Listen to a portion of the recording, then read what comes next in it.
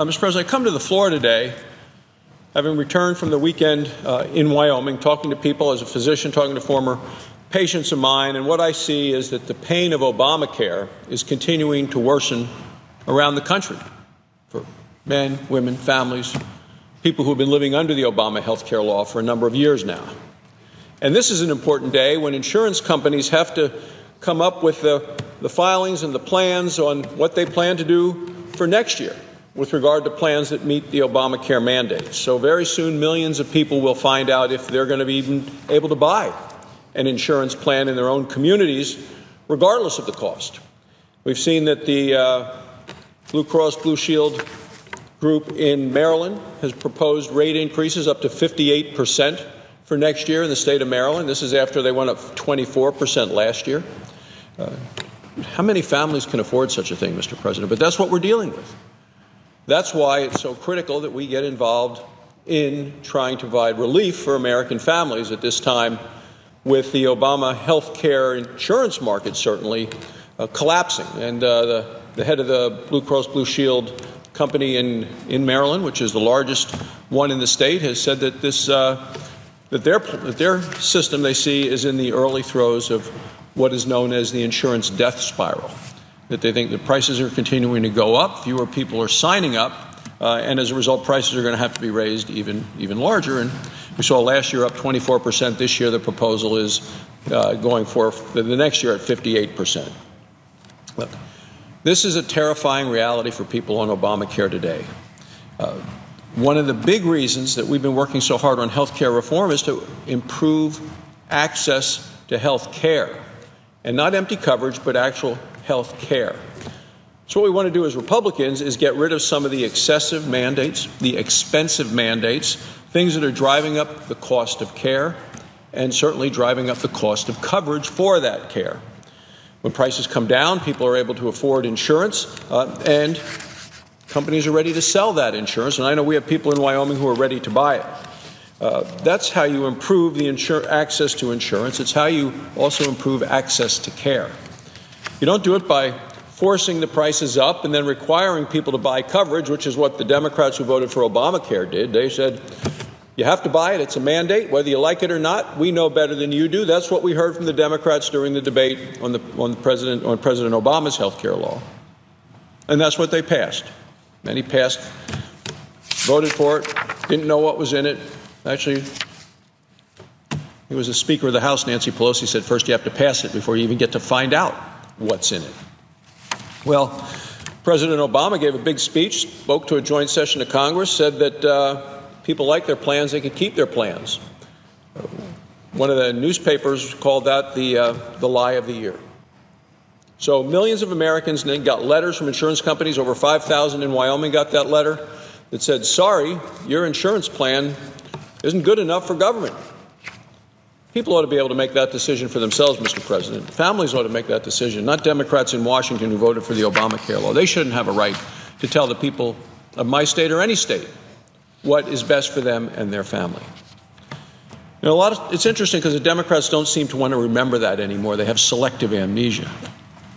It turned out if people liked their plan, they weren't really allowed to keep their plan. I heard about it again a week ago in Wyoming at the Wyoming Stock Growers meeting.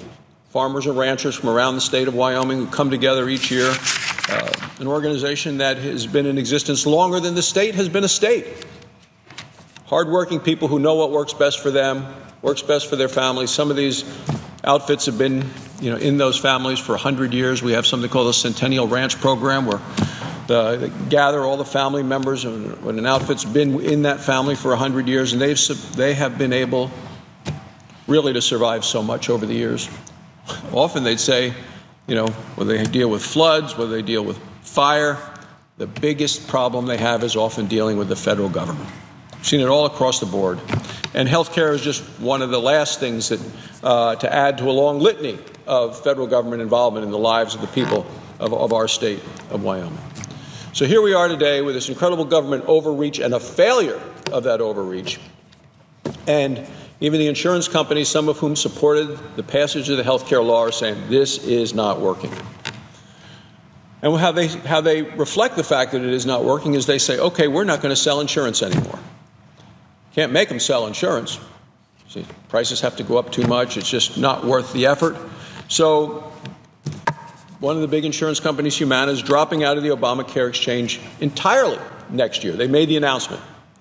Aetna said it's quitting the individual markets in Delaware, in Iowa, in Nebraska, in Virginia. Anthem is pulling out of Ohio. The list goes on. Now, so far, there are over 40 counties across the country that are expected to have no one selling insurance on the exchange. No one. In Wyoming, we're down to one company that sells. We had two. One lost so much money they were pulled off of the market. The second one, which does sell insurance in Wyoming, continues to lose money by selling on the exchange. They're committed to stay, but they do scratch their head about what the potential future may hold. But we're now seeing over 40 counties across the country where no one is selling insurance. That's the reality of Obamacare. Remember, President Obama said, well, you pass this and there'll be huge competition, big marketplaces. If there's only one selling insurance, Mr. President, it's not a marketplace, it's a monopoly. Next year, the Centers for Medicare and Medicaid have said that about 40% of all the counties in America will have just one company selling on the exchange. Just one. 40% of the counties all across America. That's a monopoly. And what happens when those companies decide to drop out? You know, even for people that get an Obamacare subsidy, if there is no one in that community, in that county, selling Obamacare insurance, the subsidy has no value whatsoever, can't be used. That's another part of the story that the Democrats refuse to talk about. In fact, the Democrats say a lot of things about insurance coverage that aren't really telling the whole story. Now, they have talked about the Congressional Budget Report. They talked about a number of things. And one of the interesting parts about the Congressional Budget Report is the CBO Report. They're the kind of the scorekeepers that take a look at things. The report on the bill that passed the House said that there'll be millions of people fewer who will have insurance if the Republican-passed bill becomes a law.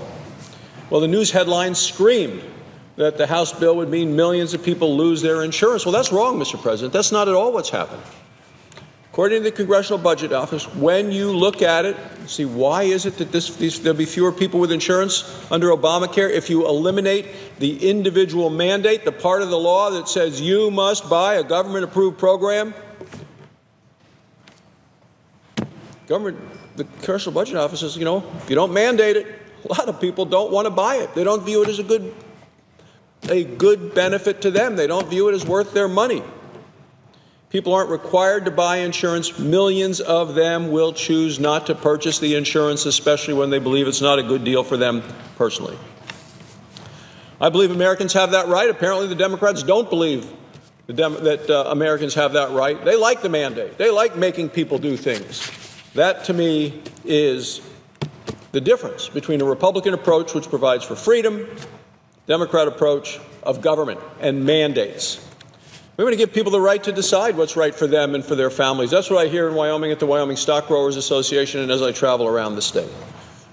People know what's best for them and their families.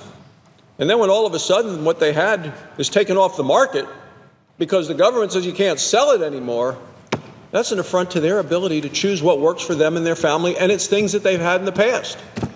Then they got stuck buying some very expensive plan that covered a lot of things they didn't need, they didn't want, they couldn't afford, but the government said, we know better than you do, people of Wyoming and people of America. So, Congressional Budget Office says that 8 million people who get coverage in the individual market will decide it's just not worth buying. They also said there'll be 4 million people on Medicaid next year, and if you eliminate the mandate, they aren't going to sign up for it, even when it's free. Even when it's free. Because they realize for many people being on Medicaid, a failing system, isn't providing much for them at all. So insurance isn't being taken from people. These are people who are making a decision as free individuals, Americans, to make a decision of how they want to spend their money and what they want to sign up for or not. So the legislation that passed the House, it really makes no changes in Medicaid in 2018, but yet The CBO says millions of people on Medicaid will drop it when the mandate goes away. Well, the Senate's coming up with its own solutions. We're looking at ways to make sure that Americans have access to insurance that works for them, not just what works for Democrats in Washington. We roll back some of the worst parts of Obamacare. Prices for health insurance will go down.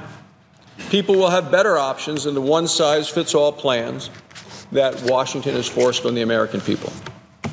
Now, they'll have other options that work better for them and their families. Our goal is to not do what the Democrats did. Obamacare actually kicked people off insurance that worked for them, pulled the rug right out from under them. Republicans don't want to pull the rug out from anyone. Our goal is to reform the American health care system so insurance costs less and it meets the needs of the people who buy it. Republicans' goal is to focus on care, not just the useless coverage that Obamacare had provided for many with narrow networks, so you can't keep your doctor, you can't go to the hospital in your community, you can't get the care you need, you can't see certain specialists, which is what we've seen in Obamacare. Democrats want to talk about people losing their insurance. They need to look at what Obamacare is doing to people right now. They need to look at people who are losing their insurance because their insurers are walking away from them. They look at people who are losing their insurance because of the premium increases that we're seeing requested in Maryland. 24% actually went up last year, 58% in certain areas requested for this year. Now, I hear that Democrats say they're worried about whether people with pre-existing conditions get insurance. As a doctor, I will tell you, my wife's a breast cancer survivor. We are absolutely committed as Republicans to make sure that no one with a pre-existing condition is left out. Democrats can't make that claim.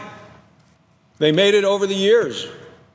But if there is no one selling insurance where you live, there is no exchange being offered. And you live in those 40 counties right now with no one selling. None.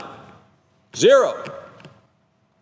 And that number of counties is going to expand next year. If you have a pre-existing condition and you're living under Obamacare, you cannot get insurance no matter what any Democrat says, because no one is willing to sell it to you, even if you get a government subsidy. No one. You are left out, and that's what the Democrats have given us in this country with a failed Obamacare system. So, Obamacare continues collapsing.